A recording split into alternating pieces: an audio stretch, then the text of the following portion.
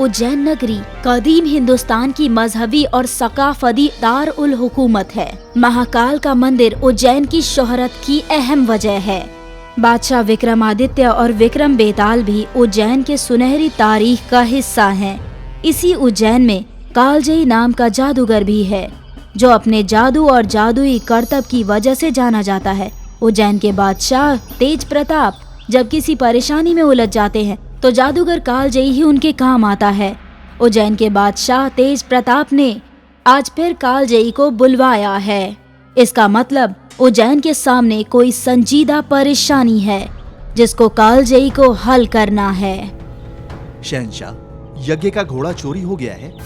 हाँ कालजयी, सिपाहियों ने यही बताया है कि यज्ञ का घोड़ा मिल नहीं रहा। चोरी हुआ या गायब हुआ मालूम नहीं। हमने जमीन आसमान एक कर दिया, लेकिन यज्ञ का घोड़ा नहीं मिला। कालजयी, मामला संजीदा है, लेकिन तुम्हें ही कुछ करना होगा। हाँ कालजयी, यज्ञ मुकम्मल होने वाला है। अगर घोड़ा नहीं मिला तो बहुत अपशगुन होगा।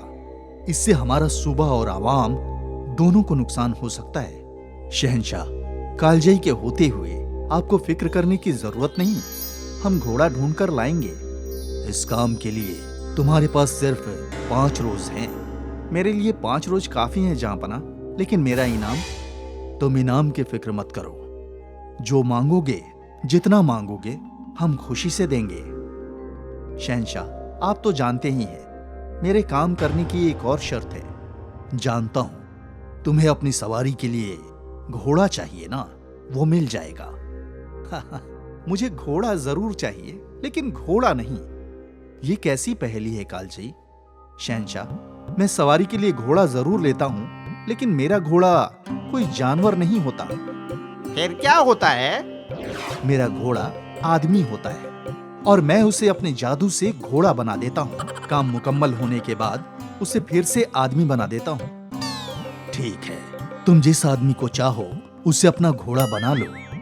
जनाब वजीर, आपकी सेहत तो बेहद अच्छी है।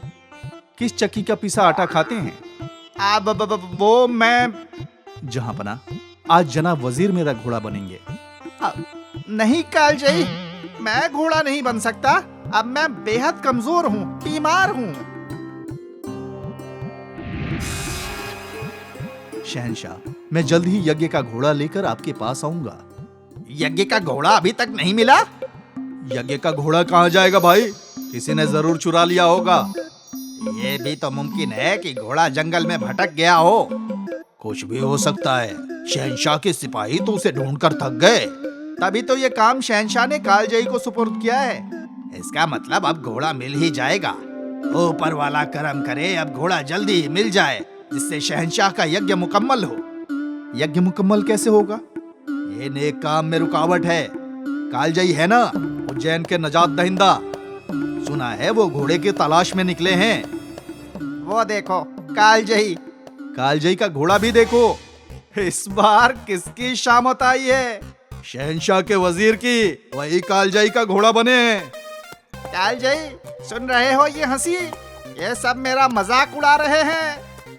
जो दूसरों का मजाक उड़ाते हैं, वो एक रोज खुद मजाक बनते हैं। अच्छा ये बताओ, खाना कब खिलाओगे? बहुत भूख लगी है। अभी जंगल चलेंगे, वहाँ घास खा लेना।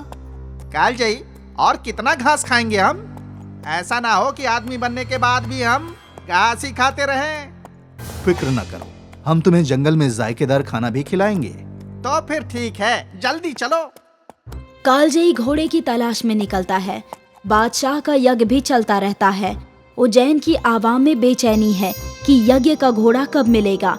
कालजयी घोड़े को तलाशते हुए दरिया, पहाड़, बस्ती, वीराना हर जगह देख लेता है, लेकिन घोड़ा नहीं मिलता।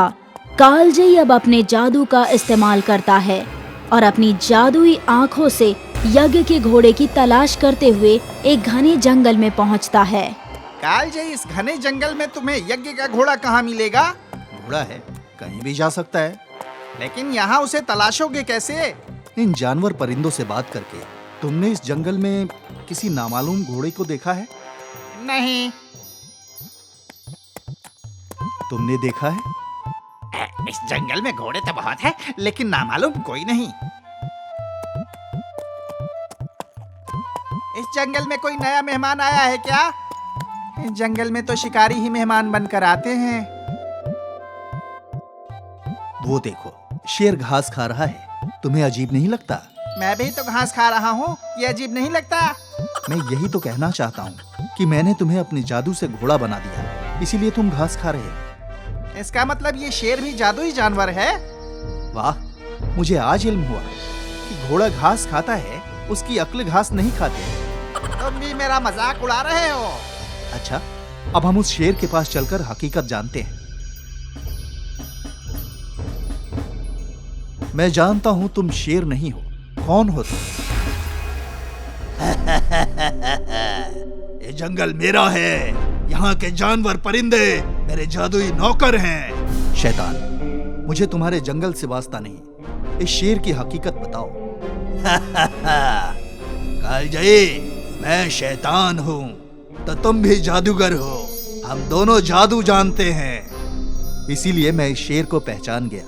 ये बादशाह के यज्ञ का घोड़ा है, जिसे तुमने जादू से शेर बना दिया है। मैं इसे लेने आया हूँ। मेरे जीते जी तुम इस शेर को घोड़ा नहीं बना सकते। तो फिर तुम्हें मरना होगा। कालजई, ये क्या है? तुम यज्ञ का घोड़ा लेने गए थे और शेर लेकर आ गए। बोलो कालजई, तुम जंगल के शेर को महल में क्यों ले आए? ये शेर नहीं, घोड़ा है। हाँ शहंशाह, आपके यज्ञ का घोड़ा। कालजई, ये मजाक है या तुम्हारा कोई जादू? महाराज, कालजई की बात पर यकीन करें। ये शेर नहीं, आपके यज्ञ का घोड़ा है। आप कालजई को हुक्म दे कि वो शेर को घोड़ा और मुझ घोड़े को इंसान बना दे। कालजई, तुम बहुत बड़े जादूगर हो। अपना जादू दिखाओ और सबको हकीकत दिखाओ। जो हुक्म जहांपना।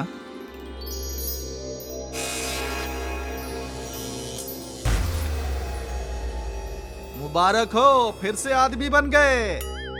आप फिक्र ना करें सिपह सालार, अगली बारी आपकी है। शहंशाह, मेरा इनाम उम्मीद से ज्यादा मिलेगा। लेकिन ये बताओ, यज्ञ का घोड़ा शेर कैसे बना? शहंशाह, एक शैतान ने इस यज्ञ के घोड़े को पकड़ लिया था और उसे अपने जादू से शेर बना दिया था। जी जहांपना, वो शैतान आपके यज्ञ को नाकाम करना चाहता था।